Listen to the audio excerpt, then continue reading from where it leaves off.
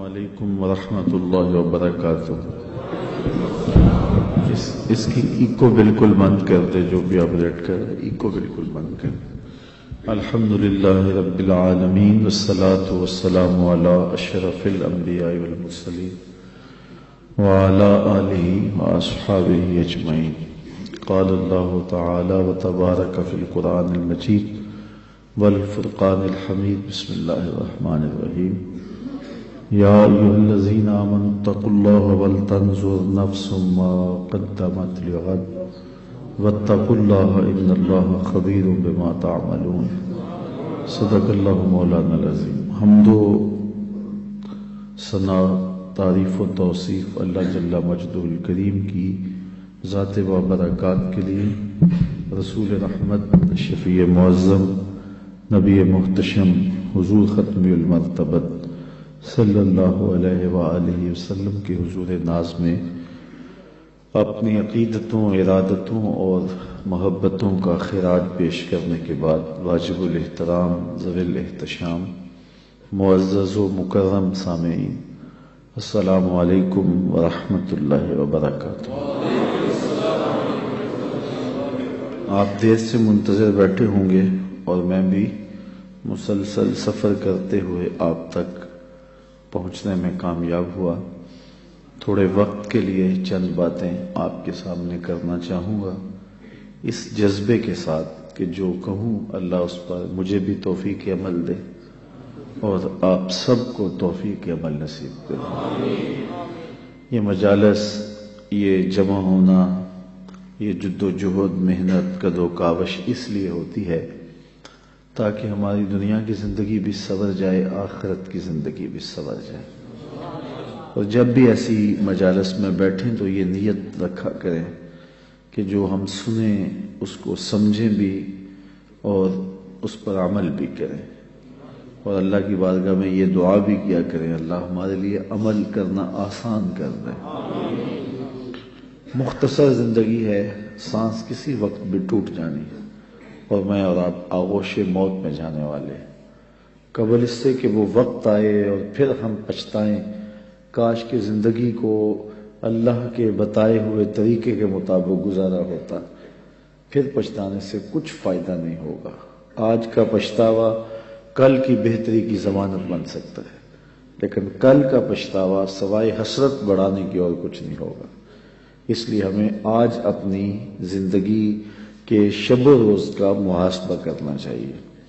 وقت پر کافی ہے ایک قطرہ بھی آب خوش ہنگام کا، جل گیا جب کھیت برسا می تو پھر کس کام کا۔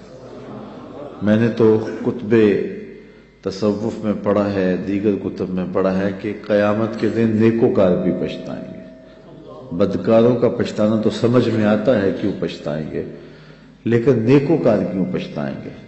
جب وہ اپنے اچھے اعمال کی جزا دیکھیں گے تو پچھتائیں گے جو چند لمحے ضائع کیے وہ بھی کیوں ضائع کیے، وہ بھی اللہ کی یاد میں گزار دیے ہوتے، اس کے ذکر میں گزار دیے ہوتے۔ تو صاحبو، میرے پاس بھی آپ کے پاس بھی آج موقع ہے، کل نہیں ہوگا۔ تو اس وقت کو، اس فرصت کی گھڑیوں کو، ان لمحوں کو میں اور آپ غنیمت سمجھیں، قبل اس سے کہ توبہ کا دروازہ بند ہو جائے اور پھر پچھتاوا ہو۔ آج اگر تھوڑا سا تدبر کر لیں اور وقت پر ہم اللہ کے حضور حاضر ہو جائیں تو کل کی زندگی بہتر ہو سکتی ہے۔ ایک مجذوب تھا، فقیر تھا، وہ بازار میں کھڑا رو رہا تھا۔ کسی نے اس کو روک کے پوچھا کہ یہاں کیوں رو رہے ہو کھڑے ہو کے؟ تو اس نے کہا کہ میرا پروگرام بنا تھا ان بندوں کی اور رب کی صلح کروا دوں۔ تو کہا پھر کیا ہوا؟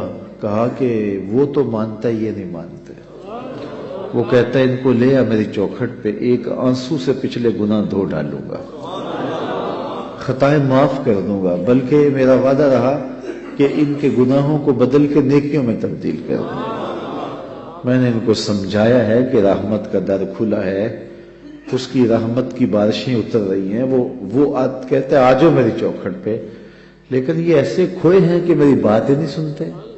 مجھے ان کے رویے پہ رونا آ رہا ہے، ان کی قسمت پہ رونا آ رہا ہے کہ ایسے موقع روز ملتے ہیں لیکن یہ میری بات ہی نہیں سنتے، یہ مانتے ہی نہیں ہیں، یہ میری سنتے ہی نہیں ہیں۔ اس لیے میں رو رہا ہوں۔ اگلے دن وہی شخص قبرستان کے قریب سے گزرا تو وہی بابا قبرستان میں کھڑا رو رہا تھا۔ اس نے کہا بابا تو بازاروں میں بھی روتا ہے، قبرستانوں میں بھی روتا ہے، آج کیا مسئلہ ہے؟ کہا آج بھی مسئلہ کل والا ہے۔ کہا آج کیا ہوا؟ کہا آج میرا پروگرام تھا ان قبرستان والوں کی اور رب کی صلح کروا دوں۔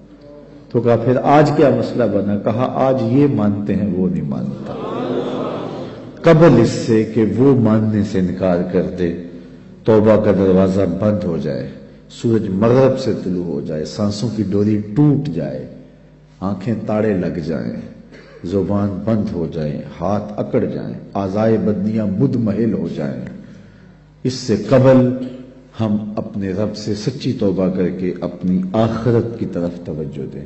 میں نے جو قرآن مجید سے کلمات پڑھے ہیں ان میں اسی مضمون کو بیان کیا گیا، یا ایھا الذین آمنوا اتقوا اللہ، اے ایمان والو اللہ سے ڈر جاؤ، وَلْتَنْظُرْ نَفْسٌ مَا قَدَّمَتْ لِغَدٍ، اور ہر جان یہ دیکھے اس نے آنے والے کل کے لیے آگے کیا بھیجا ہے۔ حضور فرماتے ہیں جب کوئی شخص فوت ہوتا ہے تو لوگ کہتے ہیں اس نے پیچھے کیا چھوڑا ہے، فرشتے کہتے ہیں اس نے آگے کیا بھیجا ہے۔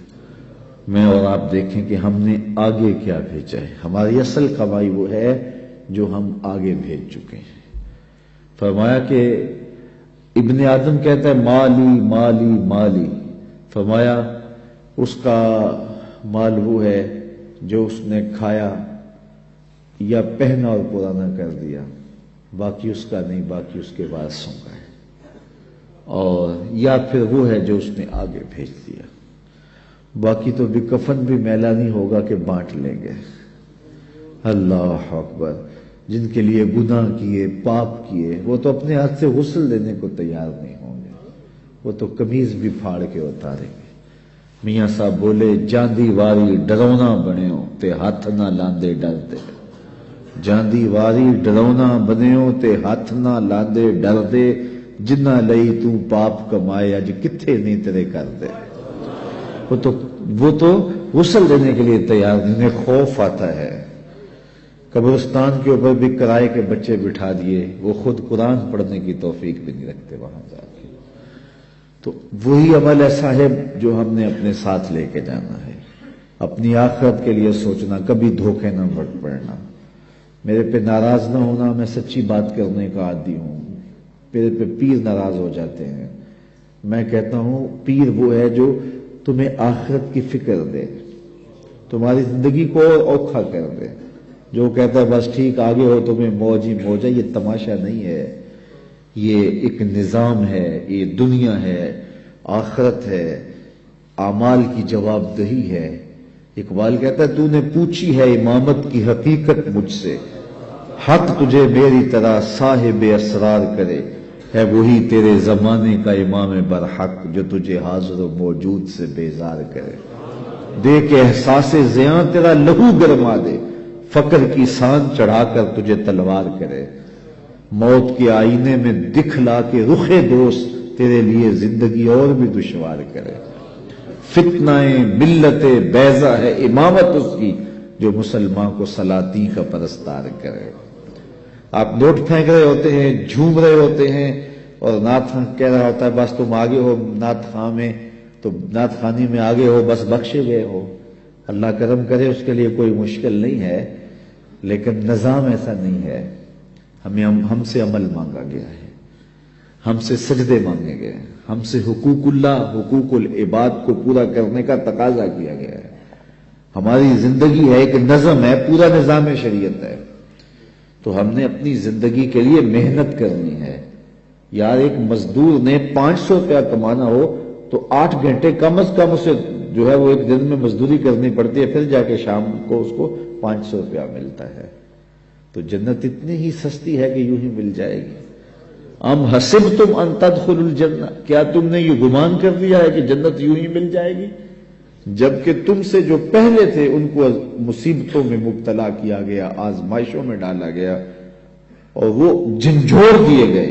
وَزُلْزِلُوا، یہاں لفظ آتے وَزُلْزِلُوا، انہیں جھنجھوڑ دیا گیا، یہاں تک کہ وقت کا نبی بھی پکار اٹھا، اہل ایمان بھی پکار اٹھے، مالک تیری مدد کب آئے گی؟ تو پھر ہم نے کہا بس ہماری مدد آیا جا رہی ہے۔ تو دنیا آخرت کی کھیتی ہے، آخرت کے لیے تخم عمل ڈالو۔ آج جو تخم عمل ڈالے گا کل وہ فصل کاٹ لے گا۔ دنیا بوائی کا موسم ہے، آخرت کٹائی کا موسم ہے۔ جو بوائی کے موسم میں سحری کے وقت اٹھتا نہیں، ہل جوتتا نہیں، زمین کو کھودتا نہیں، بیج ڈالتا نہیں، سہاگا دیتا نہیں، پانی ڈالتا نہیں، جڑی بوٹیاں تلف نہیں کرتا، تو کیا کٹائی کے موسم کے اندر وہ فصل اٹھا لے گا؟ فصل وہی اٹھائے گا جو مٹی کے ساتھ مٹی ہو گیا، جو سحری کے وقت اٹھا، جس نے چھڑکاؤ کیا، پانی ڈالا، بیج ڈالا، تخم عمل ڈالا، پھر جڑی بوٹیاں ہوگی ان کو کاٹتا رہا۔ اس نے کتنی محنت کی، تیز ہوا چلی تو دل ڈولنے لگا کہیں فصل نہ اجڑ جائے، دھوپ زیادہ گرم ہو گئی تو پریشان ہو گیا، ہاتھ پھیلا کے دعائیں مانگتا رہا، پانی خشک ہونے لگا تو سینچتا رہا پانی کہ میرے بوٹے سوکھ نہ جائیں، پھر جا کے کہیں پھل پکا اور پھر جا کے اس نے کھیتی اٹھائی۔ میاں یہ دنیا فرمایا میرے حضور نے آخرت کی کھیتی ہے۔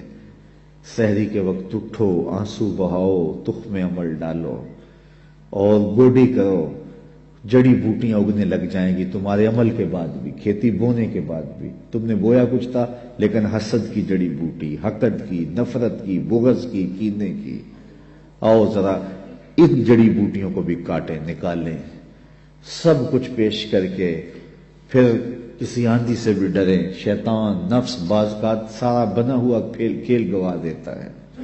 بلعم بن باورا کی مثال ہمارے سامنے، بنی اسرائیل کا مستجاب الدعوات ولی تھا، ہاتھ پھیلا کے دعا مانگتا، منہ پہ ہاتھ بعد میں پھیرتا، قبولیت پہلے ہو جاتی، اتنا مقبول تھا، لیکن بھٹک گیا۔ پھر اسی کے بارے میں قرآن نے کہا مثلہ کمثل الکلب، اس کی مثال کتے کی مثال ہے، زبان لٹک گئی، زمین چاٹتا تھا۔ اس لیے میاں صاحب بولے پڑھنے اتے مان کرینا تے نہ آکھی میں پڑھیا، او جبار کہار صداوے متا روڑ دے دودھ کڑیا۔ جب تک یہ یقین نہ ہو کہ میرا انجام کیا ہے اتنی دیر تک دھڑکا لگا رہے۔ ایک تابعی حضرت ابو ملیکہ رضی اللہ تعالیٰ عنہ کہتے ہیں میں 30 اصحاب رسول سے ملا ہوں، بخاری کتاب الایمان اٹھائیے، کہتے ہیں میں 30 اصحاب رسول سے ملا ہوں، ہر کوئی ایمان کے بارے میں ڈاڈا فکر مند تھا کہ میرا خاتمہ ٹھیک ہو جائے۔ رنگا رنگ سہیلیاں پرن کڑے پر پریا اس دا جانیے جس دا توڑ چڑھے۔ اس لیے یہ تھوڑی زندگی اللہ نے مجھے دی ہے، آپ کو دی ہے، یہ اس کی امانت ہے، یہ کتنی بڑی دولت اس نے ہمیں دی ہے، اس کا شکر ادا کرو کہ سینے میں اسلام کا چراغ ہے۔ سب سے بڑی دولت جو ہمیں اس دنیا پہ دی گئی ہے وہ دولت ایمان ہے، اور آخرت میں سب سے بڑی دولت جو دی جائے گی وہ دیدار الہی ہوگا۔ جو دنیا میں ایمان سے محروم رہا، آخرت میں دیدار الہی سے محروم رہا، وہ حقیقی محروم ہے۔ ایک بندہ ہواؤں میں اڑتا ہے، چرخ پہ جھولتا ہے، عالی شان بنگلوں میں رہتا ہے، دنیا میں پہچان ہے، لوگ سلوٹ کرتے ہیں، وقار ہے، منصب ہے، عہدہ ہے، لمبی لمبی گاڑیاں ہیں، خوبصورت عورتیں پہلو میں ہیں، زمانہ کہتا ہے کیا قسمت اس کی، کیا کہنے، لیکن سینے میں ایمان کی روشنی نہیں ہے، کوڑی مل نہیں ہے۔ اور ایک بندہ جھونپڑی میں رہتا ہے، دوسری گلی کا کوئی بندہ اسے جانتا نہیں ہے، پھٹے پرانے پیبند لگے لباس ہے، کبھی کھانا ملتا ہے کبھی نہیں ملتا، سوکھی روٹی کھا کے گزارا کر لیتا ہے، کرائے کے مکان میں رہتا ہے، زمانہ پوچھتا نہیں ہے، لیکن سینے میں ایمان کا چراغاں ہے، خوش بخت آدمی ہے۔ اللہ اکبر، خوش بخت وہ ہے جس کے سینے میں ایمان کی روشنی ہے۔ اللہ کا شکر ہے ہم مسلمانوں کے گھر پیدا ہوئے، اگر ہم کسی ہندو کے گھر پیدا ہوتے تو پی ایچ ڈی بھی کر لی ہوتی تو ایمان نہ ملتا۔ کتنے پی ایچ ڈی ڈاکٹر ہیں اور بت کے آگے ہاتھ جوڑے کھڑے، اتنا علم، اتنی بھاری بھرکم ڈگری سمجھ نہیں آ رہی کہ اپنے بدن پہ بیٹھی مکھی تو اڑا نہ سکے، میری ضروریات کا کفیل کیسے ہو سکتا ہے، لیکن ہاتھ جوڑے کھڑے ہیں، سمجھ نہیں آ رہی۔ گائے کے پیشاب کو تبرکن پی رہا ہے، head M B B S doctor ہے، ڈگری دیکھیے، لیکن گائے کے پیشاب کو تبرک سمجھ رہا ہے، گاؤ ماتا کا تبرک۔ اللہ اکبر، یار جو سکی ماں ہے اس کا پیشاب تو پیا نہیں جا سکتا، تو جو گاؤ ماتا فرضی ماں بنائی اس کا پیشاب پی رہا ہے، لیکن اس کو سمجھ نہیں آ رہی، فہم ادراک کام ہی نہیں کر رہا۔ میرا تعلق ایک دیہات سے ہے، میں نے اپنی مسجد کی ٹوٹیوں پہ ایک بچے کو دیکھا جس کی عمر 8-9 سال ہو گئی کہ وہ اپنے پانچے کو مل مل کے دھو رہا ہے۔ تو میں دور سے جھڑکنے کے لہجے میں کہا تم نے اتنا پانی کھولا ہوا ہے؟ تو وہ اگر لجاجت بھرے لہجے میں جواباً کہتا حضرت میں گلی سے گزر رہا تھا، کسی جانور کے پیشاب کا چھینٹا میرے پاؤں کے پہ گر گیا اور میں سکول جا رہا ہوں۔ وہ کوئی مدرسے کا طالب علم نہیں تھا جس نے درس نظامی پڑھا ہو، نجاست خفیفہ و غلیظہ کے حکام پڑھے ہوں، وہ پرائمری کلاس کا ایک طالب علم تھا اور پاؤں کے اوپر پیشاب کے پڑے ہوئے غیر مری چھینٹوں کو گوارا نہیں کر رہا، مل مل کے دھو رہا ہے۔ میں سوچ میں پڑ گیا کہ اس ڈاکٹر کو تو سمجھ نہیں آئی، اس 8 سال کے بچے کو سمجھ آ گئی۔ تو اندر سے آواز آئی وہ ڈاکٹر ہے لیکن اس کے ہاتھ میں دامن میرے حضور کا نہیں، اور یہ 8 سال کا بچہ ہے، ماں نے گڑتی میں پیار حضور کا دیا ہے، اس لیے تقدس اس کی روح تک اتر گیا ہے، روشنی اس کے من تک اتر گئی۔ پتہ نہیں شعر کس کا ہے لیکن قلم توڑ دیا کسی نے۔ نہ خرد کی روشنی تھی نہ جنوں کی آگ ہی تھی، نہ خرد کی روشنی تھی نہ جنوں کی آگ ہی تھی، تیری رہبری سے پہلے یہ جہاں جہاں نہیں تھا۔ تو زندگی کا سارا حسن، زندگی کا سارا جمال آمنہ کے لال کی دہلیز سے ملا ہے۔ ہم تو گلیوں میں رول رہے ہوتے اگر حضور نہ ملتے۔ تو اس نعمت کو کبھی چھوٹا نہ سمجھنا، ساری زندگی حضور کے نام لگا دو۔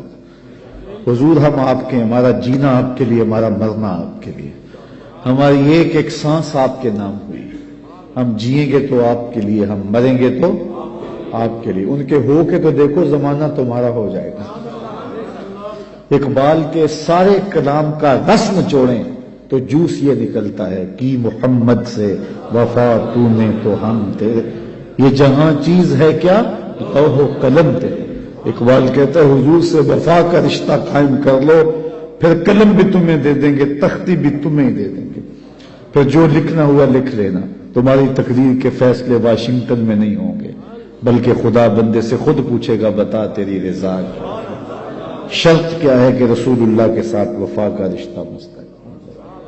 تو کہا یا ایھا الذین آمنوا، اے ایمان والو، اتقوا اللہ، اللہ سے ڈر جاؤ۔ اللہ سے ڈرنے کا سبق دیا گیا اور اس ایک آیت میں 2 مرتبہ یہ بات کہی گئی، یا ایھا الذین آمنوا اتقوا اللہ ولتنظر نفس ما قدمت لغد واتقوا اللہ۔ ایک آیت میں 2 مرتبہ کہا گیا اے ایمان والو اللہ سے ڈر جاؤ، اور قرآن مجید میں 33 مرتبہ ہمیں تقوی کا حکم نامہ دیا گیا ہے۔ یہ اتنی اہم چیز ہے، اللہ سے ڈرنے کا حکم۔ حضور علیہ السلام سے بھی جب کوئی کہتا حضور ہمیں کوئی وصیت کیجیے تو حضور کہتے اوصی کا بتقوی اللہ، میں تمہیں اللہ سے ڈرنے کی وصیت کرتا ہوں۔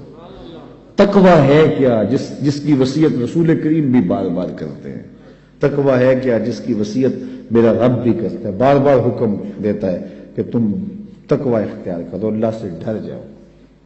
اللہ کوئی ایسی چیز ہے جس سے ڈرا جائے؟ بندہ جس سے ڈرتا ہے اس سے وحشت بھی کرتا ہے۔ سانپ سے ڈرتا ہے، ہتھے چڑھ جائے تو مار بھی دیتا ہے۔ چور ڈاکو سے ڈرتا ہے، قابو آ جائے انہیں چھوڑتا بھی نہیں ہے۔ لیکن اللہ سے بندہ ڈرتا بھی ہے، محبت بھی کرتا ہے۔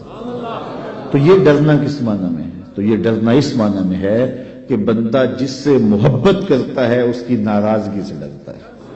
اللہ سے ڈرنا اس معنی میں ہے کہ وہ ناراض نہ ہو جائے، وہ روٹھ نہ جائے، چونکہ میں اس سے پیار کرتا ہوں، اور جس سے بندہ پیار کرتا ہے اس کے تو تیور بدلے تو نیندیں اڑ جاتی ہیں۔ تو بندہ رب سے پیار کرتا ہے، کتنا پیار کرتا ہے؟ قرآن سے پوچھئے والذین آمنوا اشد حبا للہ، ایمان والے اللہ کو ٹوٹ کے چاہتے ہیں۔ دنیا میں کسی نے کسی سے اتنا پیار نہیں کیا ہوگا جتنا بندوں نے رب سے پیار کیا ہے۔ اللہ اکبر۔ تو جس سے پھر پیار کیا جائے اس کی ناراضگی سے ڈرا جاتا ہے، تو پھر ناراضگی سے بچنے کے لیے اس کے حکموں کو توڑنے سے بچا جاتا ہے۔ اللہ سے ڈرنے کا مطلب یہ ہے اس کے احکام بجا لائے جائیں۔ اللہ سے ڈرنے کا مطلب یہ ہے اس کی نافرمانیوں سے بچا جائے، جن کاموں سے روکا ہے رک جایا جائے، جن کاموں کا حکم دیا ہے بجا لائے جائیں۔ یہ ہے اللہ سے ڈرنے کا مفہوم۔ تو کہا ہے ایمان والو اللہ سے ڈر جاؤ، یہ تقوی اختیار کرو۔ ویسے تقوی کے بارے میں تو اتنا کچھ لکھا علماء نے، یہ الگ مضمون ہے، لیکن دو ایک باتیں۔ بعض نے کہا تقوی یہ ہے کہ نیکی کرنے کے باوجود بھی ڈرا جائے کہ پتہ نہیں نیکی قبول ہوئی ہے یا نہیں، نیکی کرنے کے باوجود بھی یہ کیفیت ہو۔ بعض لوگ نیکی کر کے پھول جاتے ہیں، اور کسی نے 2 نمازیں زیادہ پڑھ لی تو بے نمازیوں کو حقیر سمجھنے لگ جاتے ہیں۔ نیکی کرنے کے بعد پھولنا نہیں ہے، نیکی کرنے کے بعد بھی خوف رہے پتہ نہیں قبول بھی ہوئی ہے کہ نہیں۔ حضرت عمر عید کے دن رو رہے تھے، کسی نے کہا آج تو خوشیوں بھرا دن ہے، کہا مجھے نہیں پتا میرے روزے قبول ہوئے ہیں یا کہ نہیں۔ حضرت بایزید بستامی کو ایک بڑھیا نے کہا حضرت ایک مسئلہ پوچھنے آئی ہوں، کہا پوچھئے۔ کہا میرے گدھے کی دم اچھی ہے یا آپ کی داڑھی اچھی ہے؟ ایسا مسئلہ کوئی مجھے پوچھے پھر جانے کہاں پائے۔ لیکن بایزید بستامی رو پڑے، کہا بڑھیا تیرے سوال کا جواب میرے پاس نہیں ہے، ابھی تو مجھے پتہ ہی نہیں ہے کہ میرا ماجرا کیا ہے، یہ تو مرنے کے بعد ہی بتا سکتا ہوں۔ حضرت بایزید کا انتقال ہو گیا، بڑھیا کو خواب میں ملے، اس نے کہا میرا سوال اسی جگہ پر کھڑا ہے۔ کہا اللہ کا شکر ہے میرا خاتمہ ایمان پہ ہو گیا، تیری داڑھی تیرے گدھے کی دم کو میری داڑھی سے کیا نسبت ہے؟ تو بڑھیا نے کہا بتاؤ آپ کے رب نے آپ کے ساتھ کیا سلوک کیا؟ تو حضرت بایزید کہتے ہیں جب میں مالک کے حضور پیش ہوا تو مالک نے پوچھا ہے بوڑھے بتا میرے پاس کیا لے کر آیا ہے؟ 72 سال کی عمر میں انتقال ہوا تھا۔ تو آواز آئی ہے بوڑھے بتا میرے پاس کیا لے کر آیا ہے؟ تو بایزید بستامی کہتے ہیں میں نے جواباً عرض کی مالک بادشاہوں کی چوکھٹ پہ فقیر آئے تو شہنشاہ یہ تو نہیں پوچھا کرتے کیا لے کر آئے ہو، شہنشاہ تو فقیروں کو یہی پوچھتے ہیں کیا لینے آئے ہو، تو میں لے کر تو کچھ نہیں آیا، تیری رحمت کا سوالی بن کے آیا ہوں۔ تو اللہ نے بغیر حساب کے میری مغفرت فرما۔ تو جب تک یہ یقین نہ ہو کہ میرا انجام کیا ہے، دھڑکا تو لگا رہے، مومن کی زندگی ہے۔ تو کہا نیکی کرنے کے باوجود بھی ڈرتا رہے پتہ نہیں قبول ہوئی ہے کہ نہیں۔ اللہ اکبر۔ حضرت کعب احبار یہ تابعی ہیں لیکن انہیں حضور کو دیکھا ہے۔ حضور کو دیکھنے والا صحابی ہوتا ہے نا، لیکن انہیں حضور کو دیکھا بھی ہے لیکن پھر بھی تابعی ہیں۔ کیوں؟ اس لیے کہ یہودیوں کے بہت بڑے عالم تھے، احبار تھے، اور حضور علیہ السلام کی ملاقات ہوئی، زیارت ہوئی، لیکن ایمان نہ لائے۔ پھر حضرت عمر فاروق کے دور میں انہوں نے اسلام قبول کیا۔ تو حضور کو دیکھا بھی ہے لیکن صحابی نہیں، تابعی ہیں، لیکن پچھلی کتابوں کے عالم بھی تھے اور دین متین کے عالم بھی ہوئے، تو صحابہ ان سے مسائل بھی پوچھتے تھے۔ تو ابن عمر نے کہا اے کعب احبار یہ قرآن میں جو بار بار تقوی کا لفظ ہے اس کا کیا مطلب ہے؟ تو حضرت کعب احبار کہنے لگے کہ کبھی تم ایسی وادی سے گزرے ہو جہاں خاردار جھاڑیاں ہوں؟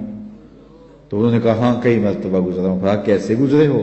کہا میں دامن سمیٹ لیا، کوئی کانٹا میرے دامن سے الجھ نہ جائے۔ کالا فضا کا تقوی، کہا تقوی بھی اسی کا نام ہے، دنیا سے یوں گزرا جائے کہ کوئی گناہ سے دامن آلودہ نہ ہونے پائے۔ جگہ جگہ جھاڑیاں ہیں، جگہ جگہ کانٹے بھری گناہوں بھری جھاڑیاں ہیں، دعوتیں گناہ دیتی ہیں، توجہ کھینچتی ہیں، دل کھینچتی ہیں، لیکن بچ بچ کے نظریں بچا کے گزر جایا جائے۔ یہ ہے تقوی، دنیا میں رہ کر بھی دنیا سے بچا جائے۔ دنیا کے ترک کرنے کا نام کمال نہیں ہے، دنیا میں رہ کے دنیا کی خرابیوں سے بچنے کا نام کمال ہے۔ کمال اس مرغابی کا ہے جو پانی میں رہتی بھی ہے لیکن پانی کو پروں میں جذب بھی نہیں ہونے دیتی۔ صوفیہ فرماتے ہیں دنیا میں ایسے رہو جس طرح کشتی پانی میں رہتی ہے، پانی میں رہتی ہے لیکن پانی کو اپنے اندر نہیں آنے دیتی۔ کشتی میں پانی رہے تو خیر ہے، خود بھی ترے گی اوروں کو بھی ترائے گی، لیکن اگر پانی کشتی میں آ گیا تو کشتی اور اس کے سواروں کو لے ڈوبے گا۔ کہا دنیا میں تم رہو، دنیا تمہارے اندر نہ رہے۔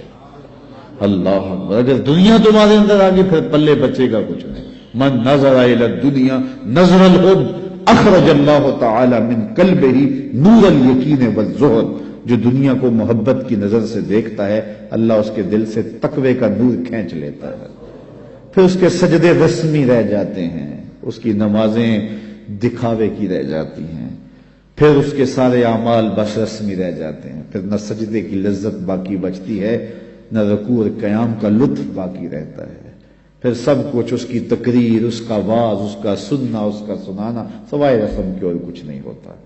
تو دنیا سے محبت نہیں کیجیے گا۔ میرے حضور نے فرمایا کن فی الدنیا کانک غریب او کعابر سبیل، دنیا میں ایسے رہو جس طرح کوئی اجنبی مسافر رہتا ہے یا پھر کوئی سڑک عبور کرنے والا گزرتا ہے، دائیں بائیں سے دیکھ کے سڑک عبور کر جاتا ہے۔ فرمایا میری اور دنیا کی مثال ایسے ہے جس طرح کوئی مسافر گزر رہا تھا، راستے میں شجر سایہ دار آ گیا اور وہ چند لمحوں کے لیے سستانے کے لیے رک گیا اور پھر منزل کی طرف چل پڑا۔ تو دنیا میں چند لمحوں کے لیے ہم رکے ہیں، کوئی 60 سال کے لیے رکا ہے، کوئی 70 سال کے لیے رکا ہے، کوئی 50 سال کے لیے، کوئی 20 سال کے لیے، کوئی 40 سال کے لیے۔ کسی کے 40 سال بیت گئے، کسی کے 50 سال بیت گئے، کسی کے 20 سال بیت گئے۔ تھوڑی دیر کے بعد دوپہر کٹ جانی ہے، سایہ جو ہے وہ ختم ہو جانا ہے، اٹھ کے پھر کوچ کرنا ہی پڑنا ہے۔ تو قبل اس سے چونکہ یہ 60 سال، 6 سال، 50 سال، 20 سال، 40 سال یہ ہمارا اس درخت کی چھاؤں کے نیچے بیٹھنا ہے، اور اس کے بعد ایسی زندگی ہے، ایسی لمبی زندگی، نہ ختم ہونے والی زندگی۔ یوم حشر ایک دن جو ہے 50,000 سال کا، 50 سال کا نہیں، 50-100 سال کا نہیں، 50,000 سال کا ایک دن، اور یہ ساری دنیا 60 سال کی، یہ ساری زندگی جو ہے وہ 50 سال کی، 60 سال کی، 70 سال کی۔ اس میں بھی پہلے 8-10 سال بچپن کی مدہوشیوں میں گزر گئے، کچھ بڑھاپے کے دھکوں میں گزر گئے، دن میں 8 گھنٹے سوئے تو زندگی کا تیسرا حصہ یہ گزر گیا۔ 45 سال زندگی ہے تو 15 سال یہ نکل گئی، 10 سال بچپن کے نکل گئے، 5 سال بڑھاپے کے دھکے نکل گئے۔ روز ایک دن میں کتنی مرتبہ واش روم میں جانا پڑتا، آدھا گھنٹہ بھی لگا رہے روز کا تو روز کا یہ بھی نکالو، کتنی زندگی بچتی ہے۔ میرے ایک دوست نے اندازہ لگایا 13 سال بچتی ہے، 13 سال کے لیے، 15 سال کے لیے، 14 سال کے لیے اپنے رب کو ناراض کیا ہوا ہے۔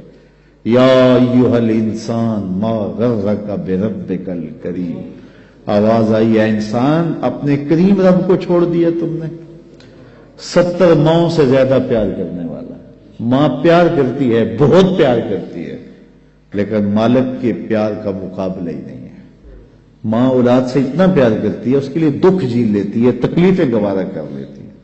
میں آپ سے پوچھتا ہوں کہ ماں اولاد سے اتنا پیار کیوں کرتی ہے؟ آپ کا ایک ہی جواب ہوگا کہ ماں نے بچے کو جنم جو دیا ہے۔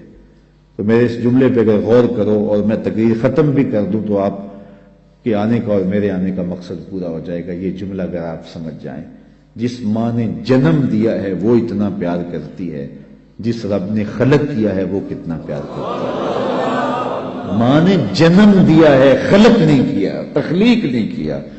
جنم دینے والی کا پیار کسی ترازو پہ نہیں تولا جا سکتا، تو جس نے خلق کیا ہے وہ کتنا پیار کرتا ہے۔ تو ماں کی گود چھوڑ کے بچہ بھاگ جائے تو ماں کہتی ہے پتر آجا، اتنی ٹھنڈ کہیں نہیں ملے گی، اتنی گھنی چھاؤں کہیں نہیں ملے گی، آجا میری باہیں تیرے لیے کھلی ہیں۔ تو مالک کی دہلیز چھوڑ کے بندہ بھاگتا ہے تو ذرا اس کی آواز بھی دیکھو، یا ایھا الانسان ما غرک بربک الکریم، او بھاگنے والے آجا پلٹ کے، تیرا رب بڑا ہی کریم ہے۔ مجھے بتاؤ بھاگنے والوں کو کوئی یوں بھی آواز دیتا ہے؟ کبھی آپ نے پولیس کو مجرم کا تعاقب کرتے دیکھا ہوگا، لیکن یہ دیکھیے بھاگنے والے کو جو اللہ کے در سے بغاوت کر کے بھاگ رہا ہے، چھوڑ کے بھاگ رہا ہے، شیطان نے جس کو اغوا کر لیا ہے اور بھاگ رہا ہے اس کی دہلیز سے، مسجد کے قریب ہوتے ہوئے بھی 5 گانا صدائے دل نواز آتی ہے، حی علی الصلاۃ حی علی الفلاح، لیکن یہ نیند کے خراٹوں میں ہوتا ہے۔ میرا رب اسے بھی کہتا او بھاگنے والے آجا، میں تیرا رب لگتا ہوں، دیکھ میرا تیرا گوڑا رشتہ کتنا ہے، آجا پلٹ، آنا تو تو نے ہے ہی، پھر جو کفن میں منہ چھپا چھپا کے آتا پھرے گا، کھلے منہ آجا، پھر جو تجھے لوگ کندھوں پہ اٹھا کے لائیں گے میرے حضور، بہتر نہیں ہے اپنے قدموں سے چل کے آجا، میری رحمت کے دروازے تیرے لیے کھلے۔ ما غرک بربک الکریم، ماں میں عموم ہے، اہل علم علماء یہاں جو یا طلباء بیٹھے ہیں درس نظامی کے وہ جانتے ہیں ماں میں کیا حسن ہے۔ ما غرک، وہ کون سی شے ہے جس نے تجھے مغرور کر دیا؟ دولت، حسن، جوانی، اقتدار، کوئی ایک چیز بھی ہے جو تیرے پاس ٹھہرنے والی ہے؟ تو کس چیز پہ ناز کر کے اپنے رب کی دہلیز کو بھول گیا ہوا ہے؟ آجا پلٹ کے. کبھی آپ نے دیکھا ہو کوئی نالائق بچہ گھر چھوڑ کے بھاگ جائے تو وہ تو شاید کسی کے برتن ہوٹل پہ مانج کے اپنے پیٹ کی آگ بجھا رہا ہو، لیکن ماں کے حلق سے نیچے لقمہ نہیں اترتا.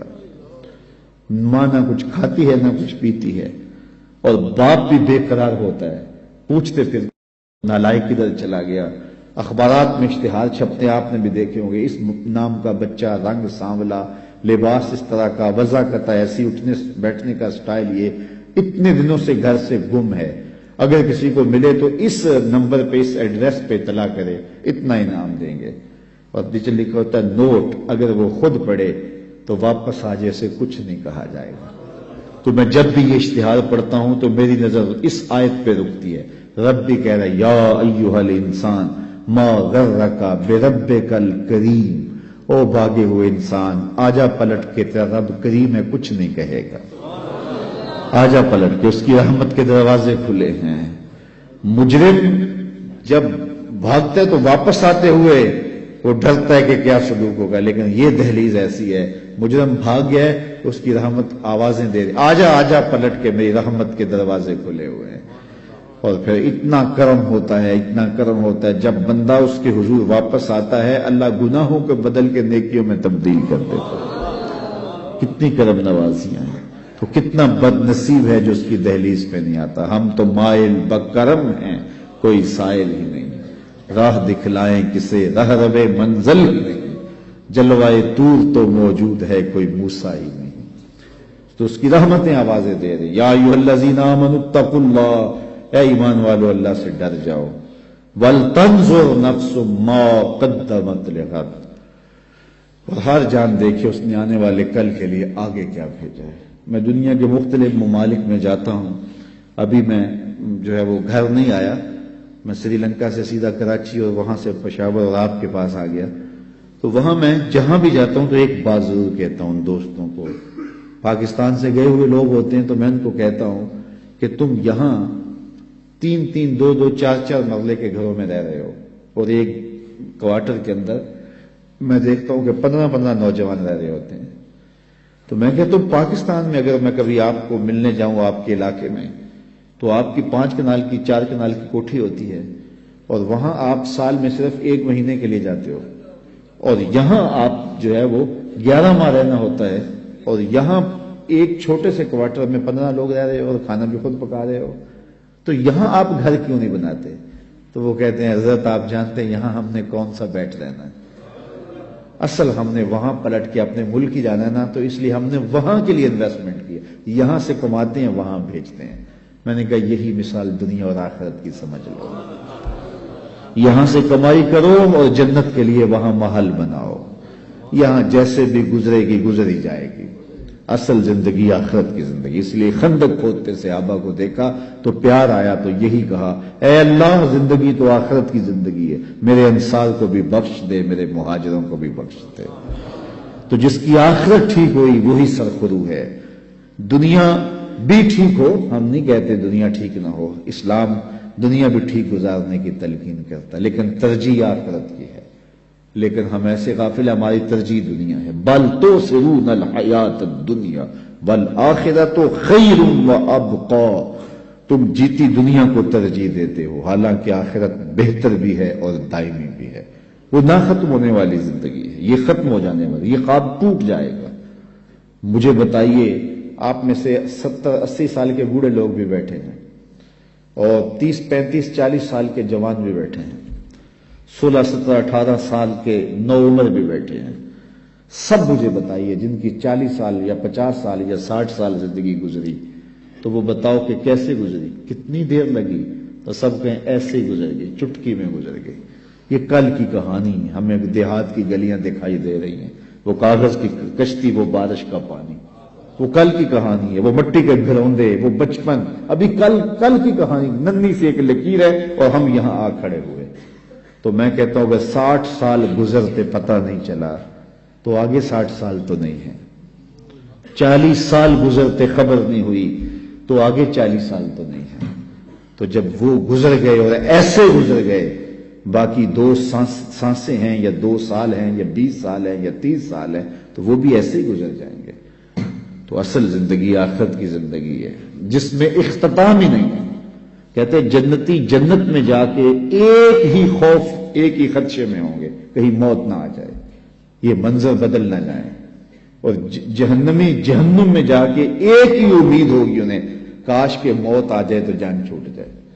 پھر مینڈے کی شکل کے اندر جو ہے وہ حشر کے میدان میں موت کو لایا جائے گا. جنتی جنت سے اور جہنمی جہنم سے دیکھ رہے ہوں گے, اور پھر مینڈے کی شکل میں لائی ہوئی موت کو ذبح کر دیا جائے گا. اب موت کو بھی موت آ گئی تو جنتی اتنے خوش ہوں گے کہ اگر خوشی سے مرا جاتا, موت کو موت نہ آئی ہوتی تو یہ مر جاتے. اور جہنمی اتنے دکھی ہوں گے کہ اگر موت کو موت نہ آئی ہوتی اور غم سے مرا جا سکتا ہوتا تو یہ مر جاتے. ایک ابدی زندگی ہے جو نہ ختم ہونے والی ہے, اور یہ زندگی بکھر جانے والا خواب ہے. تو میں سمجھتا ہوں اس سے بڑا جو ہے وہ احمق نہیں ہے جو اپنی آخرت کو برباد کرتا ہے. تو سورۃ الاعلیٰ کے اندر خاص طور پہ یہ بات کہی گی, بل تؤثرون الحیاۃ الدنیا والآخرۃ خیر وابقی ان ھذا لفی الصحف الاولی صحف ابراہیم وموسیٰ.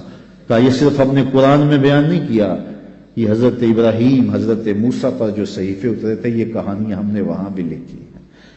انسان کو بتایا ہے, اس کو معاد کی خبر دی ہے, دنیا کی بے ثباتی کی کہانی بتائی ہے. تو وہ اس دنیا میں رہ کے اپنی آخرت کی طرف توجہ دے. یہ بوائی کا موسم ہے, آخرت کٹائی کا موسم ہے.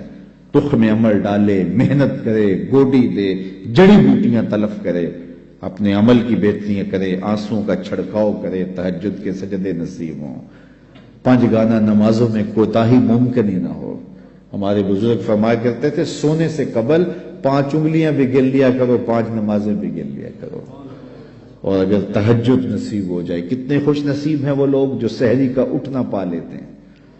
ایک روایت میں آتا جب سحری کے لمحے ہوتے ہیں تو شوہر اٹھتا ہے اور اپنی بیوی کو بھی جھنجھوڑتا ہے, لیکن نیند کے غلبے کی وجہ سے وہ اٹھ نہیں پاتی. خیر یہ چلا جاتا ہے, وضو کرتا ہے, واپس آتے ہوئے چلو میں تھوڑا سا پانی لے آتا ہے اور اپنی بیوی کے اوپر چھڑک دیتا ہے, تو وہ بھی اٹھ جاتی ہے اور یہ مصلی بچھا کے نماز پڑھنے لگ جاتا ہے. اللہ کے حضور سجدہ ریزیاں کرتا ہے, اور وہ بھی جلدی سے وضو کر کے اس مصلی کے ساتھ مصلی بچھا کے خاتون بھی نماز پڑھنے لگ جاتی ہے.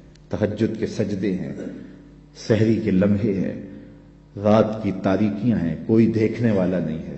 2 مصلی بچھے ہیں, ایک پہ شوہر کھڑا ہے, ایک مصلی پہ بیوی کھڑی ہے. رب کی دہلیز کا نوکر اور اس کی چوکھٹ کی باندی دونوں سجدہ ریز ہیں. حدیث میں آتا ہے جب یہ سجدے کر رہے ہوتے ہیں اللہ دیکھ کے مسکرا رہا ہوتا ہے, اپنی شان کے مطابق مسکرا رہا ہوتا ہے کہ دیکھو میرا بندہ اور میری بندی میرے لیے سجدے کر رہے ہیں. پھر کتنی رحمتیں برستی ہیں, کتنی کرم نوازیاں ہوتی ہیں. ذرا اپنی سحریوں کا آغاز سجدوں سے کرو, پھر آپ کو کسی بابے کے پاس نہیں جانا پڑے گا کہ جن آ گیا, بھوت آ گیا, ہمارے گھر میں سایہ ہو گیا, بدروحوں کا اثر ہو گیا, کسی نے تعویذ ڈال دیے, جادو کر دیا, ٹونا کر دیا. تہجد کے سجدوں سے اپنے مسلوں کو آباد تو کر کے دیکھو, تمہارے گھر پہ چھم چھم رحمتوں کا نزول ہوگا, کرم نوازیاں اتریں گی تمہارے گھر کے اندر, انوار برسیں گے. آؤ اس کی چوکھٹ پہ آؤ, اس کی کرم نوازیوں کے رنگ دیکھو کہ وہ کتنے کرم نوازیاں کرتا ہے. پھر رزق کے دروازے بھی کھلیں گے تمہارے لیے, رحمتوں کے دروازے بھی کھلیں گے, سکون اور طمانینت کے دروازے بھی کھلیں گے, اندر سے روشنی پھوٹے گی. تہجد کے وقت جب سجدے میں سر رکھ کے کہو گے سبحان ربی الاعلی, تو پھر اندر سے ایسی روشنی پھوٹے گی, اندر بوٹی مشک مچایا اتے جاں پھلاں تے آئی ہو. پھر کیفیات نصیب ہوں گی, پھر من میں چراغا ہوگا. آؤ اپنے آپ کو مالک کی چوکھٹ پہ لے جاؤ, اس کی دہلیز پہ لے جاؤ. تو کہا ہر جان یہ دیکھے اس نے آنے والے کل کے لیے آگے کیا بھیجا ہے. پھر کہا واتقوا اللہ, اور اللہ سے ڈر جاؤ. پھر دوبارہ وہی تلقین کی. پھر ارشاد فرما ان اللہ خبیر بما تعملون, جو تم کرتے ہو تمہارا رب اس سے باخبر ہے, تم اس کی نگاہوں سے پوشیدہ نہیں ہو. آج کہیں لکھا ہوتا نا خبردار کیمرے کی آنکھ دیکھ رہی ہے, تو لوگ سیدھے ہو کے بیٹھ جاتے ہیں. کیمرے کی آنکھ دیکھ رہی ہے, کیمرے کی تو لائٹ بھی بند ہو سکتی ہے, اس کا سسٹم خراب بھی ہو سکتا ہے, لیکن جو رب کے کیمرے لگے ہیں وہ سسٹم کبھی خراب نہیں ہوتا. کیمرے کی ایک رینج ہے، اس سے آگے نہیں دیکھ پاتا، لیکن مالک کی شان کے ارا زبیبن نملۃ السودا، کالی رات کے اندھیرے میں، کالے پہاڑوں کے سلسلے میں، گہری غار کے اندر چیونٹیوں کے عمیق سوراخ میں جب چیونٹی چلتی ہے تو اس کے ننھے مہین قدموں سے سینہ سنگ کے اوپر جو وہمی اور گمانی لکیر بنتی ہے، تمہارا رب اس کو یوں دیکھتا ہے جس طرح دیوار چین کو دیکھتا ہے۔ اس کی نظروں سے کیا ہماری خلوتیں پوشیدہ ہیں، ہمارے اعمال پوشیدہ ہیں؟ کیا اس کی نظروں سے ہمارے خیال پوشیدہ ہیں؟ دروازہ مقفل کر کے اگر ہم گناہ کریں گے تو کیا مالک سے پوشیدہ ہوں گے؟ لوگوں سے تو پوشیدہ ہیں لیکن مالک سے پوشیدہ نہیں ہے۔ یہ عقیدہ جم جائے تو بند کوٹری میں بھی جرم نہیں ہو سکتا۔ آپ دیکھتے نہیں ہیں کہ جب دروازے مقفل کر کے بت کے اوپر بھی موٹا کھیس ڈال کے زلیخا بولی ہے تلک یوسف اب تو آ جاؤ، اب تو کوئی نہیں دیکھ رہا، تو جناب یوسف نے کہا کالا معاذ اللہ، میں اللہ کی پناہ میں آتا ہوں، تو اپنے اس بے جان بت اور مجسمے سے بھی حیا کرتی ہے اور اس کے اوپر بھی جو دیکھ نہیں سکتا پردہ ڈال لیا ہے، اور میں اس سے حیا نہ کروں جو ساتویں کوٹڑی میں بھی دیکھتا ہے۔ پھر اتنی روشنیاں برستی ہیں کہ گناہ کا تصور بھی محال ہوتا ہے، اور یوسف بھاگتے ہیں تو اللہ دروازے کو کشادہ کرتا چلا جاتا ہے۔ تو آؤ تو اس چوکھٹ پہ، تو وہ تو بند کمروں کے ماحول دیکھتا ہے، اس سے تو کوئی چیز پوشیدہ نہیں ہے۔ یہ یقین اتر جائے، روح میں جم جائے تو پھر زندگی سنور جاتی ہے۔ اور میں آپ کو ایک اور بات عرض کرنا چاہتا ہوں کہ بطور سنی آپ تو یہ بھی عقیدہ رکھتے ہیں کہ رسول کریم کی نگاہوں سے کچھ پوشیدہ نہیں ہے، تو کیا یہ عقیدہ 3 گھنٹے کے مناظرے کے لیے رکھا ہوا ہے کہ عمل پہ بھی اس کا کوئی اثر ہے؟ اگر عمل پہ کوئی اثر ہے تو پھر بند خلوت کدے میں بھی جرم کرتے شرم آئے کہ رسول اللہ کی نگاہوں سے تو کچھ پوشیدہ نہیں ہے۔ پھر ہماری خلوتیں جو ہے وہ پاک ہو جائیں، ہماری جلوتیں پاک ہو جائیں، ہم رسول اللہ کی نگاہوں سے بھی پوشیدہ نہیں رہ سکتے۔ ان کی نگاہیں دوربین بھی دیکھتی ہے، ہمارے رب کی نگاہیں بھی دیکھتی ہیں، حضور اللہ کی عطا سے دیکھتے ہیں۔ تو جب یہ عقیدے جم جائیں گے، روح میں اتر جائیں گے، تو زندگی میں نظم پیدا ہو جائے گا۔ جہاں کوئی سیکورٹی نہیں پہنچتی، کوئی عقیدہ نہیں پہنچتا، کوئی جو ہے وہ کیمرہ نہیں پہنچتا، وہاں یہ عقیدہ پہنچتا ہے ان اللہ خبیر بما تعملون، جو تم کرتے ہو تمہارا رب اس سے باخبر ہے۔ تو آئیے میں اور آپ اپنی زندگی کو ایک نظم میں لائیں۔ جو اللہ نے ہمیں مہلت دی، وقت دیا، آج ہمیں اللہ نے مہلت دی ہے، ہمارے پاس ابھی زندگی ہے، سانسیں چل رہی ہیں، توبہ کا دروازہ بھی بند نہیں ہوا، اس کے چوکھٹ اس کے حضور آئیں گے، توبہ کریں گے، وہ سارے گناہ معاف کر دے گا۔ آئیے اپنی زندگی کو اس کی دہلیز پہ لے آئیں۔ بہت وقت ہم گزار چکے، لیکن جو وقت باقی ہے اس کو مالک کے لیے گزاریں، ایک ایک سانس اس کے نام کر دیں، اس کے محبوب کی اطاعت کو، فرما برداری کو شعار زندگی بنا لیں۔ اللہ اپنی رحمتوں کا سایہ عطا فرمائے۔ میں زیادہ لمبا خطاب کرتا، لیکن میرا خیال ہے سمجھنے کے لیے، سوچنے کے لیے، عمل کرنے کے لیے اتنی باتیں بھی کافی ہیں، اور ایک تھکے ہوئے شخص سے اتنی باتیں بھی اگر آپ تک پہنچ گئی ہیں تو ان پر عمل نصیب ہو جائے تو زندگی میں بہت کچھ تبدیلیاں لائی جا سکتی ہیں۔ میں آپ کے لیے دعا گو ہوں، اور آپ سارے لوگ میرے لیے دعا گو رہے ہیں کہ اللہ ہم سب کی زندگی خوبصورت کر دے، خیرات حسنات دنیا اور حسنات آخرت عطا فرمائے، ہمیں بھلائیاں بھی دے، اپنی یاد بھی دے، اپنا ذکر بھی دے، ہمیں رزق حلال دے، ہر حرام کے ایک لقمے سے بھی ہماری حفاظت کرے۔ یہ دن مارو مار لگی ہے، بھاگ دوڑ لگی ہے کہ ہم بہت امیر ہو جائیں، ایک دوسرے سے امیر ہو جائیں، چھوڑو اس فکر کو، بس اللہ کے حضور پیش ہونے کا سوچو۔ حضرت سری سکتی رضی اللہ تعالیٰ عنہ فرمایا کرتے تھے، میں تو اس بات سے ڈرتا ہوں اپنے رب کا سامنا کیسے کروں گا۔ سب سے بڑی بات تو یہ ہے، تو جو اللہ نے دے دیا ہم بھوکے نہیں سوتے ہیں۔ میں تو جب سے ہوش سنبھالی آج تک بھوکا نہیں سویا، تو میرا خیال آپ بھی نہیں سوئے ہوں گے۔ وہ پتھر کے اندر جو کیڑا ہے اس کو بھی رزق دیتا ہے، اس نے رزق ذمہ لیا ہے۔ وَمَا مِن دَابَّةٍ فِي الْأَرْضِ إِلَّا عَلَى اللَّهِ رِزْقُهَا، زمین پر چلنے رینگنے والی کوئی چیز نہیں جس کا رزق اللہ کے ذمہ کرم پہ نہ ہو۔ وہ تو یار ہمیں تو دو وقت کی روٹی سادہ سی چاہیے ہوتی ہے. ایک پرندہ ہے ہنس سچے موتی کھاتا ہے, سچے موتی. اور آپ پنساری کے پاس چلے جائیں تو آپ اس کو ہزاروں روپے دیں تو وہ تولوں اور ماشوں میں آپ کو دے گا, اتنے کم یاب. اور پھر بھی آپ یقین سے نہیں کہہ سکتے کہ یہ سچے ہیں, ہزاروں روپے خرچ کر کے. تو ہمیں دوائیوں میں استعمال کرنے کے لیے وہ اگر چاہیے تو پھر تولوں ماشوں میں ملتے ہیں. اور دنیا کے اوپر ہزاروں لاکھوں ہنس پائے جاتے ہیں اور روزانہ پیٹ بھر کے ان کو موتی چاہیے ہوتے ہیں. رب روزی عطا فرماتا ہے, اس کے لیے کوئی مشکل نہیں ہے. ہماری ہڈیاں تو دو پاؤ دودھ جو ہے وہ گوشت سے پک جاتی ہے, لیکن ایک دن کے اندر ایک شیر کتنا گوشت کھاتا ہے, اللہ اسے روزی دیتا ہے. تو وہ ہماری ضروریات پورا کرنے والا, اپنی ضروریات اس کے ذمے اور اس کے جو حکم ہے وہ اپنے ذمے لے لے. من کان للہ کان اللہ لہ, جو اللہ کا ہو جائے اللہ اس کا ہو جاتا ہے. وَيَرْزُقُهُ مِنْ حَيْثُ لَا يَحْتَسِبُ, اور پھر اللہ وہاں سے دیتا ہے جہاں سے اسے گمان بھی نہیں ہوتا. ہم خواہ کی ٹینشن پالی ہوئی ہے سویر سے لے کر شام تک. ہمارے لیے صرف اتنا کام ہے کہ ہم مزدوری کریں, محنت کریں, دفتر جائیں, بس اتنا کام ہے. باقی کہاں سے آئے گا, کیسے ہوگا, یہ ٹینشن لینے کی ضرورت نہیں ہے. دفتر جا رہے ہو, کاروبار پہ جا رہے ہو, درود پڑھتے ہوئے جاؤ, بس بات ختم. واپس آؤ تو درود پڑھتے ہوئے آؤ. جو کام کرنا ہے وہ کرو, بس اللہ تمہارے رزق کا جو ذمہ لیا ہے, حدیث میں آتا ہے رزق بندے کو ایسے تلاش کرتا ہے جیسے موت تلاش کرتی ہے. اس لیے کوئی ٹینشن نہیں ہے, کوئی پریشانی نہیں ہے. اصل پریشانی ہے آخرت نہ بگڑ جائے, اس کا پھر دوسرا موقع نہیں ہے. 3 سوال ہوں گے قبر میں, 3 سوال ہوں گے, وہ پہلے سے بتا دیے یہ ہوں گے. من ربک ما دینک ما کنت تقول فی ھذا الرجل, تینوں پہلے پیپر پہلے ہی آؤٹ ہو گیا نا, پہلے بتا دیا, تیاری کر لو.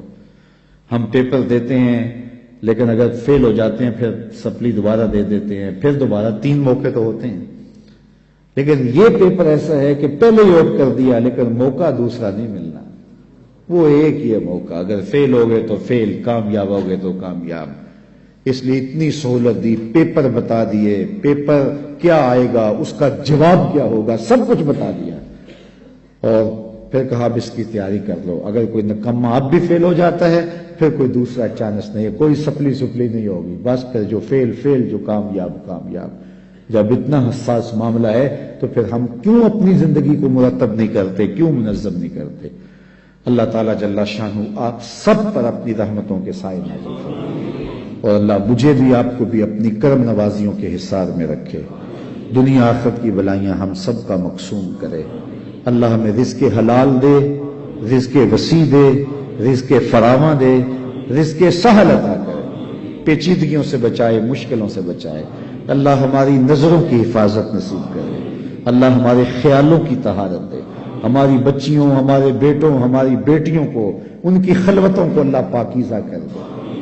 یہ جدید آلات موسیقی آئے ہیں, یہ آلات آئے ہیں, انہوں نے قوم کو بگاڑ کے رکھ دیا, نئی نسل برباد ہو گئی. اقبال نے کہا تھا دل کے لیے موت ہے مشینوں کی حکومت, احساس مروت کو کچل دیتے ہیں آلات. ان آلات نے کچل کے رکھ دیا, نسلوں سے حیات چھین لیا. اللہ اکبر. یہ ویلنٹائن ڈے کے نام سے یہ کتنی بدتمیزی کی رسم ہے, اور ہمارے معاشرے کے اندر کتنے بد نصیب ہے لوگ جو اس کو اپنی رسم قرار دے رہے ہیں. اسلام تو دین ہی حیا کا ہے. تو اللہ کی بارگاہ میں یہ دعا مانگے ہماری نسلوں کے سینوں سے کبھی حیا نہ نکلے, ان کی آنکھوں میں حیا کی بجلیاں ہمیشہ موجود رہیں, اور اللہ اس مسجد کو بھی آباد رکھے, اور سب سے بڑھ کر اللہ میرے وطن کی حفاظت کرے, ہمارے ایمان کی حفاظت کرے. الحمدللہ رب العالمین والصلاة والسلام علی اشرف الانبیاء والمرسلین. ہمارے اٹھے ہوئے ہاتھ کبھی خالی نہ پھیرنا, پھیلی ہوئی جولیاں ہمیشہ رحمتوں سے بھر دینا, من کی روشنیاں دینا, باطن کے اجالے دینا. اٹھے ہوئے ہاتھ کبھی خالی نہ موڑنا, پھیلی ہوئی جولیاں اپنی رحمات سے بھر دینا, ظاہر باطن کی پاکیزگیاں دینا. محبوب کی غلامی میں زندگی سی میں موت عطا فرمانا, نفس و شیطان کی شر سے بچانا. اے اللہ جتنے لوگ آئے ہیں گھروں میں واپس پہنچنے سے قبل اس اجتماع کی برکتیں سب کے گھروں تک پہنچا دیں. وصلی اللہ تعالی علی النبی الامین وعلی آلہ واصحابہ اجمعین. میری گزارش ہے کہ صرف 3 منٹ کے لیے آپ اپنی جگہوں پہ بیٹھے رہیں اور اپنی ساری توجہات اپنے دل کی جانب لگائیں. جو جانا چاہے وہ بے شک چلا جائے، لیکن جو رکنا چاہے وہ 3 منٹ کے لیے اپنی توجہات اپنی دل کی طرف لگائے اور اپنے بارے کچھ نہ کچھ سوچے کہ میں کہاں کھڑا ہوں، اور یہ خیال بھی کرے کہ میرے دل سے اللہ کی صدا پھوٹ رہی ہے، میرا دل اللہ اللہ پکار رہا ہے. چند لمحوں کے لیے ہم یہاں بیٹھے تاکہ جو ہمیں نصیب ہوا، جو سنا، اس کو اپنے اندر جذب کرنے کی کوشش کریں. پھر چپکے سے ہم اٹھ کے اپنے اپنے گھروں کی طرف پلٹ جائیں گے. اللہ مجھے آپ کو اپنی رحمتوں کے حصار میں